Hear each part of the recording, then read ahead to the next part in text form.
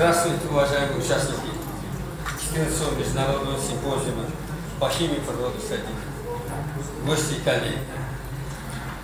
Искренне рад приветствовать вас от имени комитета и нашего института. Благодарю за проявленный интерес к этому симпозиуму, который посвящен 30-летию независимости Республики Узбекистан. В Узбекистане прошедший 2020 год прошел под знаком Года развития науки, просвещения цифровой экономики. И президентом республики за небольшой период принял целый ряд указов и постановлений по развитию науки и повышению роли ученых в обществе. Большое внимание уделяется также развитию фармацевтики, созданию наукоемких лекарственных препаратов нового поколения. Сегодня у нас такой торжественный день, исходя из времени, разрешите слово для открытия нашего международного симпозиума по химии природы соединений представить президенту Академии наук Бекзат Садиковичу Юлдашеву.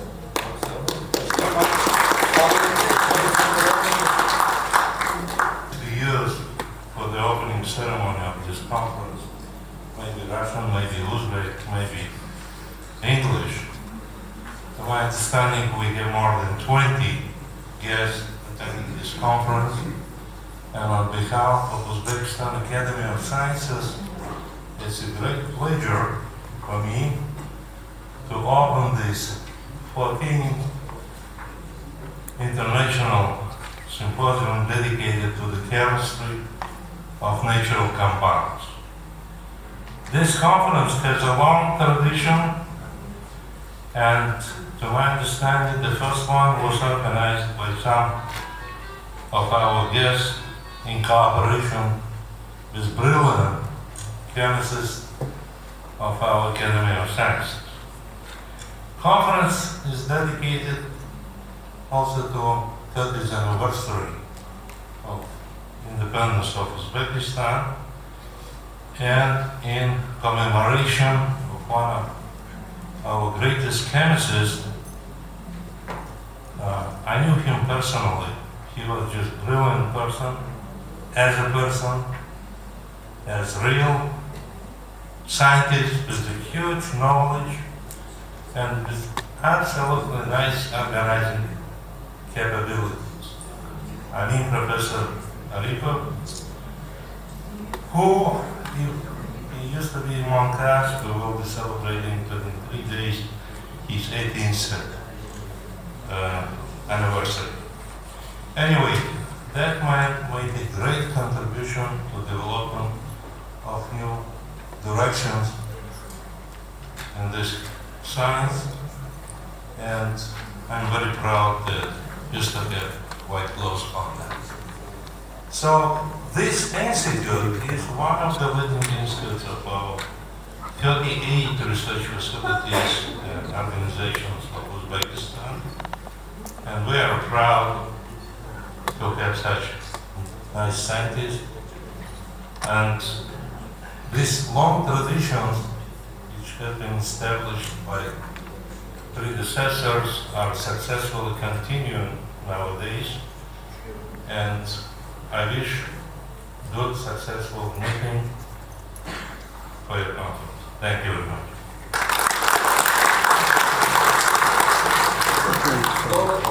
Слово для приветствия представляется министру инновационного развития Республики Узбекистан, академику Абдурахмонову Владимировичу. Rahmat, assalomu alaykum hurmatli ustozlar, hurmatli hamkasblar. Bugun mana shunday bir katta simpoziumni boshlash arafasida sizlar bilan uchrashib qolganimizdan juda xursandmiz. Sababi mana shu inson qadri yuksalib borayotgan, umuman olimlarga e'tibor kuchayib borayotgan mana shunday jamiyatda mana shunday bir konferensiyalarni o'tkazilishi, qolaversa mana shu o'tib ketgan ustozlarimizni bir ruhini shod qilish maqsadida ularni eslanishi, bu bizni qadriyatlarimizda bor. Lekin bugun mana shunday bir jamoa bo'lib fanimizdagi yutuqlarni ustozlar bilan bog'lab mana shunday simpoziumlarning o'tkazilishi hammamizga muborak bo'lsin. Bundan biz juda ham xursandmiz, ayniqsa biz yosh olimlar mana shu jamiyatni bir yetakchi olimlari bilan birgalikda fanning yutuqlarini yanada muhokama qilishga yig'ilishimiz bu juda ham katta qadamlar hisoblanadi. Endi aytishim kerak, mana shu ustozni Amirlar Nomatovichni shaxsan o'zim muyassar bo'lmaganman hayotimda, lekin shuni uchrashmaganman desam noto'g'ri bo'ladi. Sababi ularni qilgan ishlari, ayniqsa men qishloq xo'jaligi sohasida ozgina ilm qilgan odam sifatida, tajribalar o'tgan odam sifatida ustoz tomonidan yaratilgan diferentlar, ustoz tomonidan yaratilgan mana shu fungitsidlar, stimulyatorlar, bularni hammasini eshitib, ko'rib, bilib yurganmiz. Qolaversa, mana inson sifatida, albatta kasal bo'ladigan odam sifatida dori-darmonlarni, substansiyalarni ishlab chiqarganlari, qalbini hamma ichgan bo'lsa kerak, har safar bu bizni bir nima deydi, hammamizga yodimizga soladigan mana shu dorilarni ishlab chiqarilishida jonbozlik ko'rsatgan, uni tashkillashtirgan, mana ustoz aytdilar, tashkilotchilik masalalarida juda ham katta bir ishlarni amalga oshirgan ustoz va bugun bu yarashadiki, mana 80 yillik yubileylarini o'tgan yil pandemiya bo'lib nishonlanib qoldi, lekin bugun mana shuni hech qachon kech emas nishonlanyapti. Umuman mana shu sohada bu ishlarni davom ettirish bo'yicha institutda qilayotgan ishlari tahsinga sazovor. Sababi bu institutdan men bilaman juda ko'p olimlar yetishib chiqqan va bu institut Fanlar akademiyasi va ustoz aytganlaridek Fanlar akademiyasining yetakchi institutlaridan va hozirgi kunda ham bu soha innovatsion rivojlanishdagi yetakchi sohalardan desam mubolag'a qilmagan bo'laman. Sababi mana agar sohalar kesimida oladigan bo'lsak, bugungi kunda kamida 40 milliard so'mlik loyihalar olimlar tomonidan bajarilgan. Boshqa sohalarda ham albatta bu mablag'lar berilyapti, lekin bu kichkina indikator sifatida sizlarga ko'rsatmoqchiman. Yoki tijoratlashtirilgan mana shu loyihalarni ko'lamini ichida 27 yaqin 30 milliard so'mlik yangi mahsulotlar oxirgi 2 yil, 3 yilda, ayniqsa pandemiya davrida bunga juda ham qattiq e'tibor berilib ishlab chiqarildi. Hozir mana 25 milliardga sotilgan startlarimizda turibdi va spin-off kompaniya, startup kompaniyalarini qiladigan bo'lsangiz, 6 ta startup kompaniyalarimiz hozir mana shu farmatsevtika sohasidan chiqdi va institut meni nazarimda juda ham katta bir akademik spin-offga aylanib bo'ldi desak to'g'ri bo'ladi. Juda ham katta mana zavodda men ko'p vaqtda tashrifda mana davlatimiz rahbari tashriflarida ko'rdik. Shuning uchun bu ham bir model sifatida innovatsion rivojlanishga bir model sifatida o'zimizni bir yo'limiz sifatida qaralsa to'g'ri bo'ladi. Ham ikkinchidan mana rahbarimiz tarafidan, davlatimiz rahbari tarafidan endi men shuni aytmasam bo'lmaydi, kambag'allikni kamaytirish uchun juda ham katta qadamlar belgilab berildi va dorivor o'simliklar eng katta resursimiz ishchi joylari yaratishimizga, aholimizni qo'shimcha qiymat bilan daromadini oshirish va bu borada mana hozir juda ham katta qaror ustida ishlayapmiz. Institut liderlari sifatida bu qaror ustida ishlayapti va kelajakda mana shu hozir tashkil qilingan farmatsevtika klasterlari doirasida bu ishlar amalga oshiriladi. Qolaversa men aytmoqchiman, institutimiz qator sohalarda lider. Substansiyalarni ishlab chiqarishda bu model institutning modeli men ko'p joylarda aytaman, shu farmatsevtika sanoatimizdagi klasterlarga erkin iqtisodiy zonalarga to'g'ridan-to'g'ri olib borib qo'llasa bo'ladi. Transport texnologiya qilsak bo'ladi. Shuning uchun bugun mana shu sizlarning oldingizda turib shu gaplarni aytish vaqtiga muyassar bo'lganimdan, ustozlarni ko'rib turganimdan, mana shu og'ir pandemiya davrida hammaga sog'lik, salomatlik tilab, konferensiyani ishlariga muvaffaqiyat tilayman. Albatta, men o'zbekcha gapirdim, ingliz tilida gapirsam yana cho'ziladi.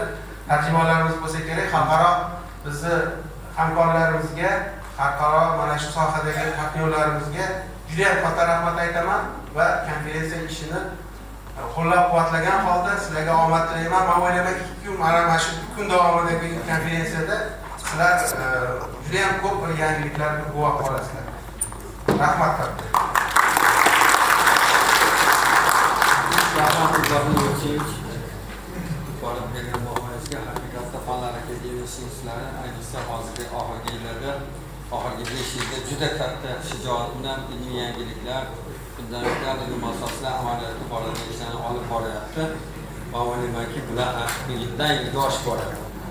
Hozirgi tabrik so'zini hammanglarning xabaringlar bor. Mana 14-xalqaro simpozium o'tyapti. Bu 14-simpozium o'tishida haqiqatda domlamiz marhum akademik Hamida Nig'matov bilan birga professor Kamal Husnjon boshliq Turkiyadagi o'sha paytdagi Anadolu universitetida eng ko'zga ko'ringan, butun jahon taniydigan professorlardan efir moylari bo'yicha ishlaydigan nufuzli olimlardan 1993-yilda qo'l qo'yilgan, 94-yilda birinchi xalqaro simpozium O'zbekistonda o'tkazganmiz. O'shandan beri bevosita hozirgacha hamraislik qilib keladilar. Tabrik so'zini simpozium ishtirokchilariga marhamat akademik professor Bashir Husnjon. Hozir Turkiyada I'm so glad to be here in Tashkent with my colleagues from Northern Cyprus and Turkey to meet old friends and make new friends on the occasion of the 14th International Symposium on the Chemistry of Natural Compounds. Next one, please. We have been organizing the symposium series biennially since 1993 in Uzbekistan, Turkey, and China. This year, we were supposed to organize it in Northern Cyprus at Near East University, but due to COVID-19 restrictions, the planned meeting would have to be online. Then, we have decided to organize the 14th symposium in Tashkent. We shall hold the 15th SCNC in Lefkoşa, Northern Cyprus, in 2023, inshallah. Okay. This is a picture from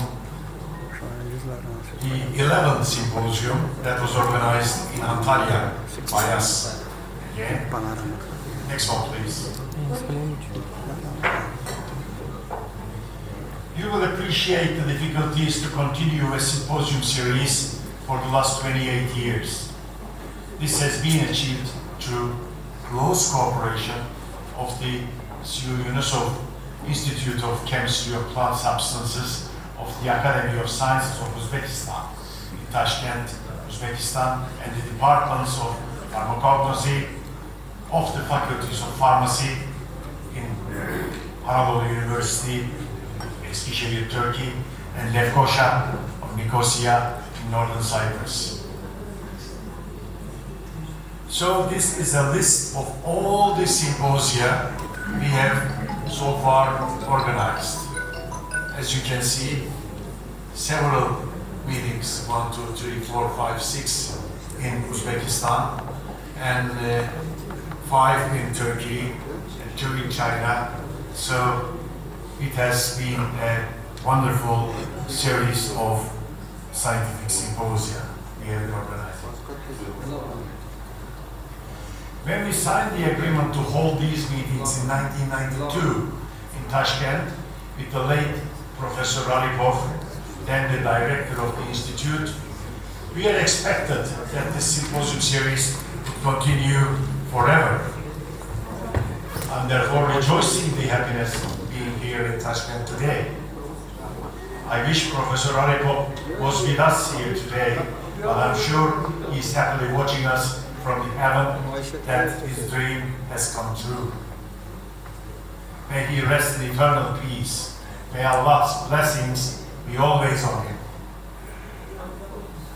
This is from the ceremony, signing ceremony of this cooperation in 1993 with Professor Aripov, and this is the text of the agreement. Next, please. And this is with Professor Aripov on the second symposium we held in Eskişehir in 1996. Next. Over the last 28 years, ISCNC has gained worldwide reputation and has attracted distinguished scientists from United Kingdom, Germany. Avvalida bor edi mana hozir professor bashir aytganlaridek xalqaro simpoziumga Xitoy Xalq Respublikasi Fanlar akademiyasi qo'shildi, shu jumladan Sinjandagi texnik fizika va kimyo instituti rahbariyati qo'shilgandan beri birgalikda o'tkazib turibmiz. Hozir tabrik uchun so'z Zoom orqali professor Hoji Akbar Aysaga. Eslab yo'ldosh, akademician Shavkat Sodiqov, respected Ibrahim Abdurrahman, respected Professor Shamantar Sabdullah and the Professor Pasha, distinguished guests, respected colleges, ladies and gentlemen, good morning. It is a very great pleasure and to welcome speech on the 14th International Symposium on the Chemistry of Natural Compounds held on 10 to the 8th October 2021 in Tashkent of Uzbekistan.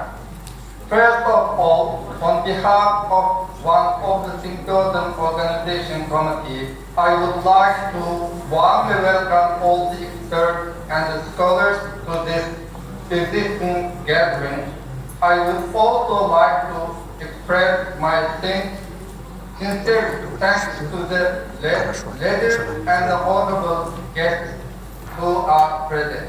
And please accept our high respect to all the relevant organizations, academic institutions, and individual support on the symposium. International Symposium on the Chemistry of Natural Compounds was initiated by the Institute of Chemistry of Plant Substance, the Academy of Science of Uzbekistan, the Christian Andorian University, and has great positive influence in this field. We are fortunate for the third of this symposium next year, 2011. Take this opportunity, I would like to thank to Professor Abdullah great effort so that international conference could be held successfully despite the influence of the COVID-19 pandemic. Thanks for the support and the participation for the Research Institute and the pharmaceutical company. We are also looking forward to initiating and engaging in the deep communication with the participants here today. As known to all, last year was the 18th birthday of Academic Mission Airport. I think it is very meaningful that we hold the symposium. Нынешний симпозиум проводится для большой памяти нашего знаменитого соотечественника по учебной области химии, соединений технологий, средств защиты растений академика Арыкова Владимировича. Все знаете, каким руководителем этим ученым он был. Наши представители подготовили доклад и слово для сравнения научной и трудовой деятельности. Assalomu alaykum, hurmatli mehmonlar, hurmatli mutaxassislarimiz. Добрый день, уважаемые коллеги, гости, наши сотрудники. Говорить о академике Алипове Халиде Нигматовиче можно часами. Настолько велик его облик, его труды и его чаяния. Но, подчиняясь регламенту, я вынужден вашему вниманию представить небольшую информацию о научно-организационной деятельности академика доктора технических наук, профессора Арипова Хамидула Нигматовича.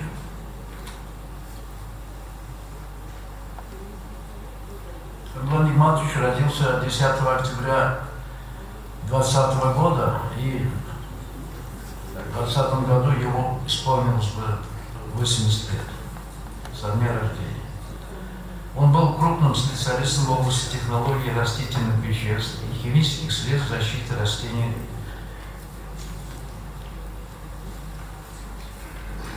Деятельность Арипова была широка и разнообразна и охватывала многие аспекты теоретических и практических проблем химии и технологий природных синтетических биорегуляторов. Научная деятельность Арипова началась в 1964 году в Институте химии и растительных веществ. В 1968 году он стал кандидатом технических наук, в 1979 году защитил докторскую диссертацию. Первые работы Арипова были посвящены исследованию технологических процессов выделения некоторых алкалоидов растения Винка электа и обобщены в виде кандидатской диссертации. Позднее были исследованы технологические процессы выделения алкалоидов Винка электа и пиганом гармона. Разработаны технологические схемы получения ряда алкалоидов и внедрена в производство технологий получения полусинтетического дезоксипиганина гидрохлорида. Им предложена научно обоснованная технологическая классификация способов получения алкалоидов из растений, которая широко используется ныне молодыми исследователями и технологами в повседневной работе.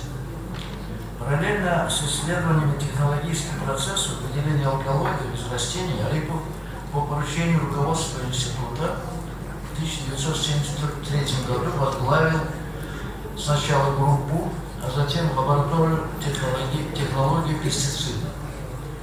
В процессе работы Арипов обратил внимание на недостаточную изученность этапа перехода от лабораторного способа синтеза органических соединений (откол) в металлические реакторы или сокращенно этапа перехода к полубореактору, поскольку глубокие исследования этого перехода обеспечивают успешность разработки.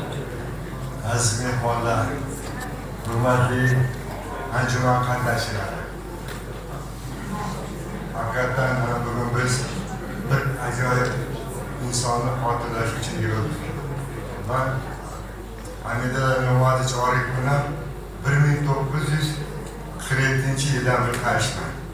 Agar bu kishi hayot bo'lganda, hozir do'stligimizga 74 yil bo'lgan bo'lardi. Biz Hamidullah bilan bitta maktabda 1-sinfdan 10-sinfgacha o'qidik. Bu bizning maktabimiz hozir Mirobod tumani, Mirobod bozorining o'rnida bo'lgan. Hozir gospitallik deb bo'lardi. Shu bo'lgan, shu maktab aytishlariga qaraganda bir boyni bo'yi bo'lganda 1922-yilda ochilgan. Mana bu maktab ochilganiga ham mana 100 yildan oshdi. Mana shu maktabda biz o'qidik. Bu maktab juda saralash yuqori maktab. Chunki bu maktabda nihoyatda yosh ulug' va tajribasi katta o'qituvchilar dars beradi.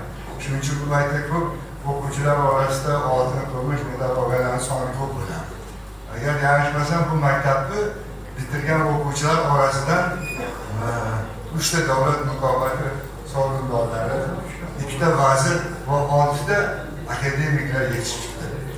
Bular hammamizga tanish, mana Karim Sodiq Ahmedov, Nusrat Akzamovich Parpiyev, Sultonaga Almuhamedov, ular o'simliklar himoyachisining direktori Hamidullah, mana bizning do'stimiz. Va men ham o'zim o'qisolaman, chunki men O'zbekiston akademigi bo'lsam, Qozog'iston fanlar akademiyasida akademikman. Mana shu maktabda biz Hamidullah bilan 10 yil o'qidik. Hamidullah yoshligidan ham juda ilmga qiziqqan, zukko, sevg'ayratli edi. Unda insonlarga xos fikrlar hammasi bor edi. O'ta kamtarin, sodda, do'stlarga sadoqatli, adolatli, o'ta prinsipal va to'g'ri so'z yuradi. Bu to'g'ri so'zlik uchun bitta misol keltirmoqchiman. Masalan, maktabda bir yil o'qituvchilar hammani yig'ib, a'lochi o'quvchilarni yig'ib, boshqa o'quvchilarga namuna bo'lsin, kun ta'sisini so'raganda ko'p o'quvchilar chiqib, Ben maktabdan keyin ovqatlanaman, lekin dars qilaman, uyga yordam berishman deganda Hamida men maktabdan keyin umuman uyda dars qilmayman degan. Shunda hamma hayron qolgan. Nimasi bu? Allohchi o'qitib umuman dars qilmaydi. Bu Hamidalarni maktabda olgan bilimi yetarli bo'lgan. Chunki uni eslab qolish qobiliyati juda yuqori edi. Mana shu maktabda biz 10 yil birga o'qirdik. Hamidalar faqat Alloh baholari o'qirdi. Ikkalamiz maktabni kumush medalni ham bitirib, masalasi Toshkent Politexnika institutining kimyo texnologiya fakultetiga o'qishdik. 5 yil o'tdi ham birga o'qidik. Hamidalar shu institutda ham juda muvaffaqiyatli a'lo baholarni o'qidi. Institut bitirganimizdan keyin men Dengizga maqsadlar asosida ketib qolib, Hamidalar mana shu O'zbekiston Fanlar akademiyasining o'simlik moddalar kimyosi institutiga texnolog bo'lib ketdi. Bu yerda alkaloidlar, ayniqsa kimyosi, alkaloidlar kimyosi, ayniqsa uni texnologiyasi bo'yicha katta ilmiy ishlar olib bordi. Bir rus professor Shatsiz aytgan ekan, temirlik kashf etilishi insoniyatga qanday ahamiyatli bo'lsa, alkaloidlarning kashf etilishi tibbiyotga ham shunday ahamiyat ekan. Mana shu istiqbolli yo'nalishda Hamidalar katta ilmiy ishlar qildi. Bu o'ta fan nomzodi bo'ldi, fan doktori bo'ldi. Keyinchalik kichik ilmiy xodimdan akademikgacha ko'tarildi.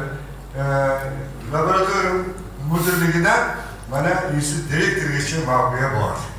Hamidalar buyuk olimlar, mana yoshimiz Aleksandr Pavlovich Orexovni va ustozi Sobirjon Shurusovni alkaloid kimyosi bo'yicha yaratgan ilmiy maktablarni rivojlantirib, juda katta yutuqlarga erishdi. Bu institut yutuqlarini chet ellarga, dunyoga, O'zbekiston fanini dunyoga tanishtirdi. Donolarning bitta gapi bor. Ahamiyatli shundaki, qancha yashash ahamiyatli emas, qanday yashash ahamiyatli degan donolar. Hamidalar qisqa umr ko'rgan bo'lsa ham, juda sermahsul, sermazmun umr ko'rdi. U akademik bo'ldi, institut direktor bo'ldi, bo'limning nomidagi davlat mukofotining sovrindori bo'ldi. Bu rahbarlik qilgan paytda institut mavqi juda yuqori ko'tarilib, akademik institutlar qatorida sardor yetakchi institutlarga aylandi. Bu ko'p shogirdlar chiqardi. Bu shogirdlar hozir O'zbekistonning har sohalarida keng faol ishlab kelmoqdalar. Hozirgi rahbar mana hurmatli Shomonzi Shahzadovich shu analarni boshlab institutni yana yuqori pog'onaga ko'tarib kelmoqdalar. Men faollarning institut jamoasi katta muvaffaqiyatlardan ilm bayrog'ini yana yuqori ko'tarishsin. Salimaxonga esa Salimaxonga sog'lik, salomatlik, baxt, saodat tilab umr yo'ldoshlari Hamidalar shu akademik bo'lsinlar. Nabira-abiralariga esa buvasiga o'xshab olim va olimalar bo'lib yetishini xohlab qolardi. Bir shoirni yaxshi insonlar to'g'risida yozgan 4 qadr she'ri bor. Shuni o'qib bermasam bo'lmaydi. Zamonlar o'tar, karvonlar o'tar, hech kim abad qolmagan aslo. Zarba bo'lib zamonlar o'tar, boqiy bo'lib turmagan aslo. Hayot o'zi bir on, chaqmoqday o'tadi. Ammo iymon bilan yashagan inson xotirasi o'chmagan aslo. Hamidalar hech qachon xotirasi o'chmagan. Rahmat.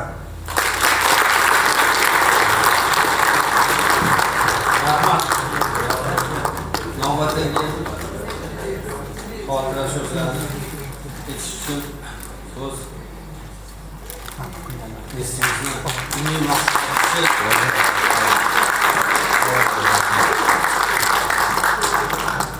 Mestimizning ilmiy maslahatchisi akademik Sevimli hamma kadrlar bilan fakülteli vakashingizdek bo'lib umrini o'tkazgan eng yaqin do'stimizni xotirasi bo'lganishi bilan bir-ikki so'z aytmoqchiman. Men Hamidalardan, Salimaxondan 2 yil oldin bu institutga kirganman. Salimaxon bilan barchamizda birga o'qiganmiz. Shuning uchun bir-birimiz bilan vakashingizdek bo'lib bu yerda birga aspiranturada, ilmiy ishlarda man shu yerda doktor Novum bo'lguncha ishlaganman. Bir qadrdonimiz edi, do'stimiz edi. Man har doim bir oilaga juda katta e'tibor bilan qarardim. Salimoxon mani singlimdek edi. Chunki Marmuzda o'qigan paytda juda aktiv o'qiganlar. Bu yerga kelganda ham xuddi shunday Alloh taoloning hukmi bilan ular bir-birini topishgani bu yangi bitta ajoyib oila tashkil bo'lganiga hammamiz xursand bo'lardik. Afsus, yoshi bizni tashlab yoshlikdan olamdan o'tganimizga hammamiz o'kinamiz. Lekin baribir bu Hamidullo do'stimiz, qadrdonimiz shu yuzda juda katta ish qiladi. Yoshligidan mana shu bizlar nimaiki bu yerda e'tirof qilgan bo'lsak, o'sha oxiri yetib borardi Hamidlar oldi. O'sha yerda yangi faoliyatlarni chiqarib, undan keyin hamjihatlikda birga aka-ukaga ishlaganmiz. Man albatta yaxshi umr ko'rdilar, farzandlari bor. Endi Allohning irodasi Salimoxonga ozgina og'irlik bo'lgani uchun baribir hammamiz achinamiz. Lekin Salimoxon juda yuragi toza farzandlarini o'stirib, Hamidlarni ruhini har doim osmonga ko'tarib keladigan ajoyib oilani rahbari. Man faqat aytamanki, Salimoxonga katta kuch-quvvat, uzoq umr bersin, farzandlarini ko'p yaxshiliklarini ko'rsin. Mana ilm sohasida ham o'zini ajoyib o'rni bor. Shuning uchun ularga baxt saodat tilayman. Man yana bitta narsani aytamanki, mana shu institutda biz ixtiro qiladigan alkaloidlar laboratoriyasida ishlardik. Ana shu laboratoriyalarda qilinadigan ishlarni oxirgi natijasini shu texnologiya laboratoriyasida yoki zavodda amaliyotga oshgan. Afsus, man bu yerda doktor dissertatsiyasini yaptırganimdan keyin boshqa respublikaga o'tib ketdik. Undan keyin man bir 3 ta institutda rektor bo'lib ishladim. 10 yildan 30 yil. Hozir o'zimning laboratoriyam bor, shaxsiy laboratoriyam bor. Ixtirolar. Lekin mana shu narsalarni kimlik texnologik laboratoriyalarda o'rganib chiqamiz. Man Salimoxonga ma'lum singlim sifatida bu kishiga farzandlariga baxt saodat tilaymiz. Ana shularni farzandlaridan Hamidlarga ulug' olimlar yetishib chiqsin. Har doim hammamiz xursand bo'lamiz shunga. Shuning uchun o'tganlarni Alloh rahmat qilsin. Shu institutda yana Hamidlarning farzandlari o'qib yana shunday olimlar chiqishini man tilayman. Hamda institutimiz bu biz man bu yerdan ketgan bo'lsam ham shunda ko'rib chiqaman. Bunaqa institut Sovet ittifoqida bitta institut shu alkaloidlar mutaxassislar sohasida ishlagan rahmatli Sobir Yusuf dunyoga tarqatgan O'zbekiston olimlarini qanday shu institut gullasin. Mana shu institutda Salimoxon ishlaydi. Ularning farzandlari ham shu yerda o'sib chiqsin. Umuman bu institutga baxt saodat tilayman. Bu O'zbekistonning eng katta bir bayroqdor instituti, hech qachon qo'ldan bayroq tushmasin.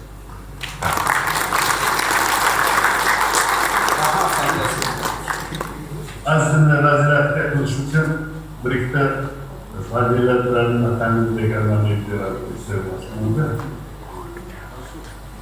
Ben şu institutda kendilerine juda yaxshi bilaman, sevan bo'ladi. Lekin juda ko'p vaqtdan bilan birinchi marta men universitetiga borganimda Vostokiga Hindistondan professor kelgan. Sabaniylarni manishlar. U yerda Sabri Yunusovich uchrashaman. Jackning bor edi. Ko'p sekretari. Ben Sabri Yunusovdan gaplashib, dasturni makallarga kelib, nisbatan siz bunda Sabri Yunusov. Mana shunaqa kelib bir sevimli inson. Biz o'zimizga gaplashamiz. Ularni o'zlari texnologiyalar bor, ularlar bor, siz ketadilar. Butun maqbul. Ben numara demoqchiyim. Shu vaqtlarda Биорганике, инструменты, природное соединение, кинерастатиматричес, она прямо рахобатдош bilan kuchligi. Har doim bir guruhga apaylan bo'lgan, bir guruhga nima bo'lgan, ona partarkamda shu ta'minot qilmadi. Har majlisda o'sha sabraniyda statsiyonari biorganika paydo bo'lganda, biorganik qanotli bo'lgan vaqtda ko'p shunaqa gaplar bo'ladi. Endi bu Amerikada direktor bo'ldilar, undan keyin man bo'ldim direktor. Qanaqadir shu tushunmaslik bir o'rganidan bir institut bor edi o'sha vaqtda. Endi ko'p institutda ham shunaqa edi. Lekin mana 95-yilda birinchi marta buyruq bo'lgan akademiyada. Buyruq bo'lganda o'sha institut direktorlari ham решающий голосы bor edi. Undan oldin hech qachon akademik direktorlar qat'iy nazoratda bo'lganlar hali nimasi yo'q edi. Akademik bo'lsa albatta akademiyada ishtirok etadi. Lekin institut direktori ishtirok etgandan keyin mashallik gruppalar o'zini kuchini yo'qotdi. Amerikan oldilariga ham, mana oldimga ham ko'p odamlar keldi, mana bo'laman, menga gavasavat keyin. Man har doim aytardim, bu korporativ interes, lekin menga gavasavat qilib, men ularga gavasavat qilaman. Qanaqa qilmasang, keyin gap senga qilamiz. Men hozir Amerikani hatto namdir eshitganimda menga telefon qilyapti ketdi. O'qagan men hammasini nimasidaman, mana shunday qilib do'st qo'yilib, institut do'st bo'lsin, o'zdan poddesh qo'yilib, mazmunli 100% ovozini beraman. Deb maslahat qilib, shundan buyon biror marta bizda tushunmaslik bo'lmagan institutlar. Mana endi hozir men prezident bo'lganda ham komitet raisi edim, pulli ham bizga bo'lardi o'zi. Spesial o'shanga Sharnoz Sadiqovni MTS rahbari qo'yadi. Hammasini mana shunaqa konkurs o'tadi. Konkurs endi mana shunaqa anjuman o'tadi. Keyin menga tayyor natijani olib kelishadi. O'zi o'tmasa ham ularga o'tkazadi. Keyin Abbasman keladi. O'qidagi kimlarsiz barobar o'qib berasiz. Biorganika endi bular mayli ko'pchilik bularni ishonchi oldinga sizilgan. Bular boshqa hammasi nimadir? Bu institutda liderstvosi bo'lgan. Bu institutda o'sha Sabri Yunusovich vaqtidan boshlab hozirgacha o'sha mamlakatda boshqa direktorlar bo'lganda sinflarga, har vaqtida bu institut potensiali juda kuchli. Nihoyatda kuchli bo'lgan. Hamma institutdan kuchli bo'lgan. O'shanga mana nima edi? Kuchliroq qo'yilib natija bo'ladi. O'shanga mana shu 2006-yilda tavayli bo'lgan qo'shvarshan ishda birinchi keyin lekin men prezident bo'lganda birinchi nima yana mana shu institut отдельно bo'lsin deb nima qilgan. Mana rivojini hammasidan o'sha natijalarini urvonimizda hozir birinchi o'rinda ma'muriy innovatsion qadrlardan universitetini qilishimiz bu judayam katta narsa. Bunga katta nima ahamiyat berish kerak. Bu 40 yil ichida, 40 yil ichida birinchi nima, ikkinchi o'rinni ikkinchisi biz olgan Berganlik instituti. Ben o'zi tayyor bo'lib qoldim Berganlik instituti bo'lishi. Birinchi bo'lishi lekin Rossiya hech menga nima emas edi. Shubham yo'q edi birinchi bo'lish. Farqi katta bor. Birinchi tuman, ikkinchi bittasi, birinchi 10 ochko olgan bo'lsa, ikkinchisi 9 ochko bo'lsa yaxshi bo'lardi.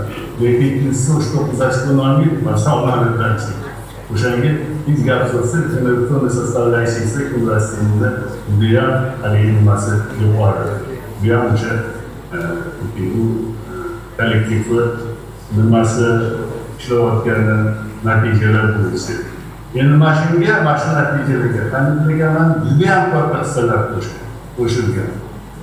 Nimaga desanglar, mana hozir agar qo'llangan bo'lsa, eski vaqtida ham qo'shildi. Eski vaqtida ham biron tekshirish davlatda hozirgi respublikalarda bunaqa substansiya chiqarish, substansiyani texnologiyasi yo'q.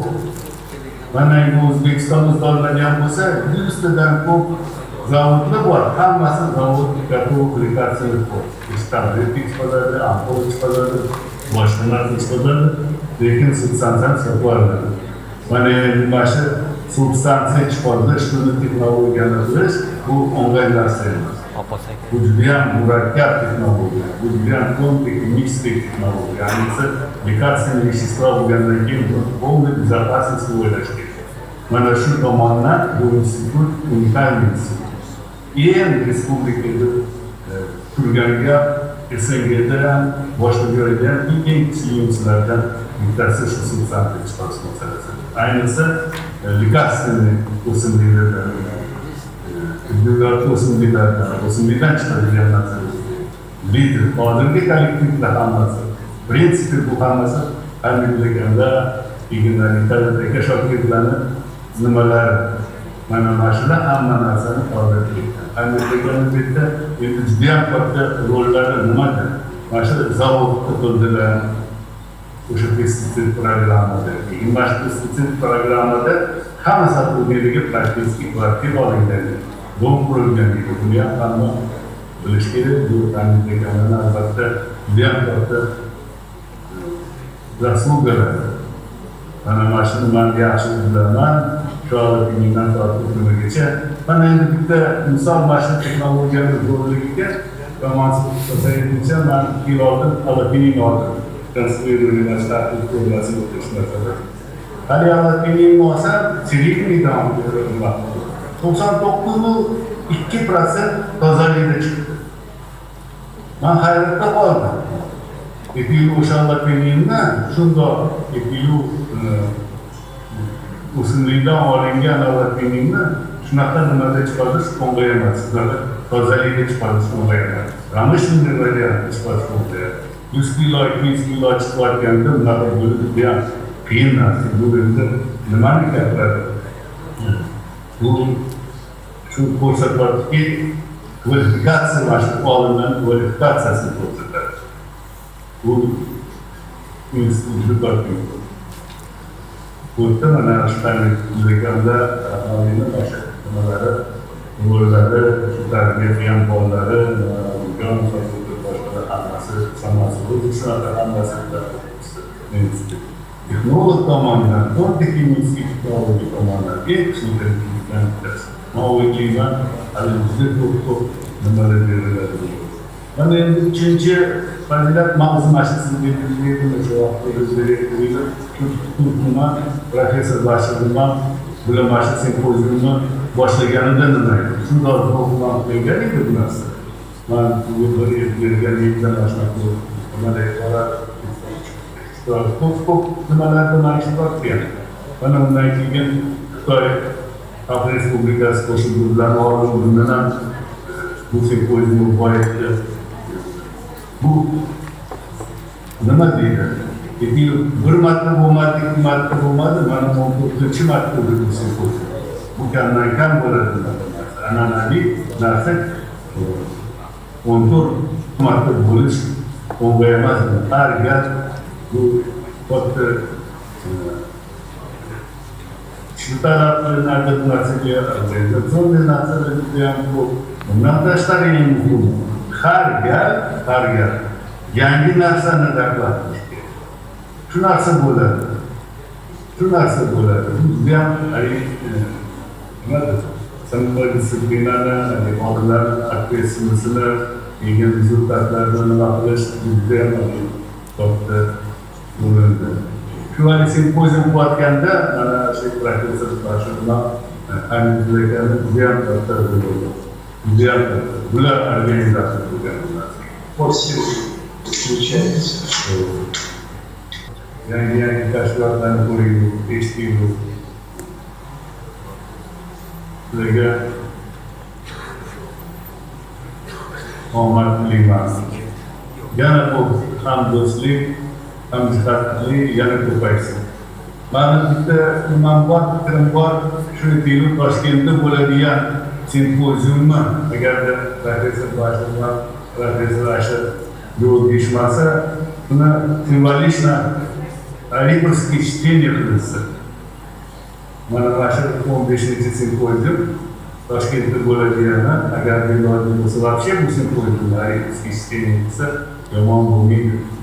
Bu endi xotira har nima ko'p marta qaytariladi. Lekin hammaga hatto sog'liq, ilm va muhabbat rahmat. Rahmat Shuhrat. Endi muhtaram simpozium ishtirokchilari vaqtimizni inobatga olib, o'sha Hamza Nurmatovich Oripov to'g'risidagi filmni hozir qo'yib bersak-da. Нурматович был на самом деле очень хорошим специалистом в области химической технологии, химии природных соединений.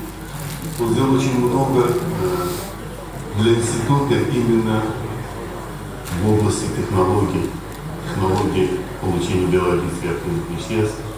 Это пестициды, это лекарственные препараты.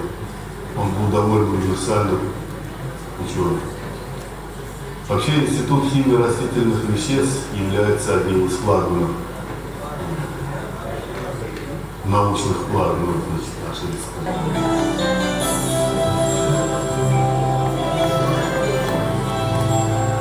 Благословенна, наверное, земля, на которой рождаются такие таланты, как Хамидулла Арипов. В Музее Института химии растительных веществ Академии наук Узбекистана имени академика Сабира Юнусовича Юнусова бережно хранятся фотографии, награды и дипломы, подробно рассказывающие о жизнедеятельности Хамидуллы Арипова, видного ученого, автора более 300 научных трудов и изобретений, человека цельного и многогранного. На протяжении почти 40 лет он занимался любимым делом, эстафетно развивая тем самым научно-исследовательские направления, заложенные основателем института академиком Сабиром Юнусовичем Юнусовым. Начав свои научные изыскания по исследованию технологических процессов выделения некоторых алкалоидов растения Винка эректа, 28-летний Хамидулла Арипов блестяще защитил кандидатскую диссертацию, а через 10 лет – докторскую. Его деятельность охватывала...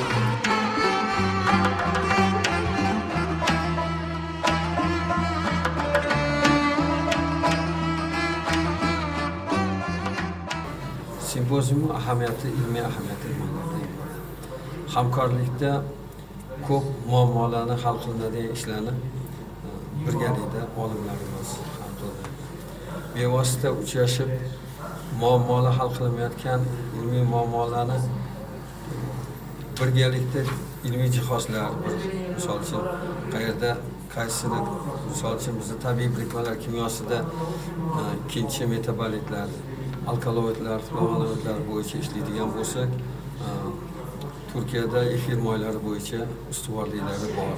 Ular bilan birga hamkorlikda biz. Yo bo'lsa ular bu yerga kelib, bizdan narsalarni, shu yo'nalishlarni bizdan olimlar bilan maslahatlashib olib bordi. Mana oxirgi yilda 2011-yildan beri qo'shilgan bo'lsa, Xitoy Xalq Respublikasi Sinsian institutida ham shu yo'nalishlar bo'yicha ilmiy izlanishlar olib borildi. Bu endi bu uchta davlatniki emas, xalqaro deyishimiz sababi asosan 15 ta yoda ko'p 20 dan ortiq davlatlardan olimlar, shu yo'nalishlar bo'yicha ishlaydigan olimlar kelib, yo bo'lsam uchrashib, 2 yilda bir marta, chunki hammalarga ma'lum, bir yil ichida hammadan yangi bir maqola yo bo'lmasa nufuzli maqolalarni yetkazib olish.